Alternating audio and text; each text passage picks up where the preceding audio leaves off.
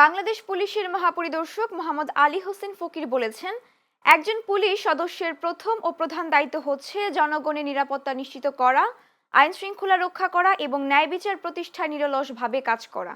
বুধবার বাংলাদেশ পুলিশ একাডেমিতে ৪১তম ক্যাডেট ব্যাচের শিক্ষানবিশ সাব ইন্সপেক্টরদের মৌলিক প্রশিক্ষণ সমাপনী কুচকাওয়াজ অনুষ্ঠানে প্রধান অতিথির বক্তব্যে তিনি এইসব কথা বলেন। আইজিপি বলেন, বর্তমান বিশ্বে অপরাধের ধরন দ্রুত পরিবর্তিত হচ্ছে। প্রযুক্তি নির্ভর অপরাধ, সাইবার ক্রাইম এবং জঙ্গিবাদ মোকাবিলায় পুলিশ সদস্যদের দক্ষতা ও সচেতনতা অত্যন্ত গুরুত্বপূর্ণ। নবীন পুলিশ কর্মকর্তাদের উদ্দেশ্যে তিনি বলেন, তারা শুধু একটি চাকরিতে যোগ দিচ্ছেন না, বরং একটি মহান সেবামূলক পেশায় আত্মনিয়োগ করছেন, যার মূলমন্ত্র সেবাই ধর্ম। মানুষের পাশে দাঁড়ানো, বিপদের সহায়তা করা এবং ন্যায় প্রতিষ্ঠার মূল্যবোধ ধারণ করেই তাদের এগিয়ে যেতে হবে।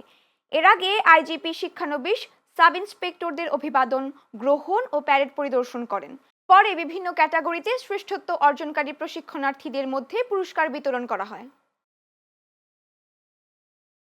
প্রিয় ক্যাডেটবৃন্দ, তোমরা আজ শুধু একটি চাকরিতে যোগ দিচ্ছ না, বরং একটি মহান সেবামূলক পেশায় আত্মনিয়োগ করছো। এই পেশার মূল মন্ত্র হলো সেবাই ধর্ম। মানুষের পাশে দাঁড়ানো, বিপদে আপদে সহায়তা করা, ন্যায় বিচার প্রতিষ্ঠা করা, এই মূল্যবোধ ধারণ করিয়েই এগিয়ে যেতে হবে। আমি আশা করি তোমরা তোমাদের দায়িত্ব পালনে সর্বদা পেশাদারিত্ব, শৃঙ্খলা, দেশপ্রেমের উজ্জ্বল দৃষ্টান্ত স্থাপন করবে এবং বাংলাদেশ পুলিশের সুনাম অক্ষুণ্ণ রাখবে।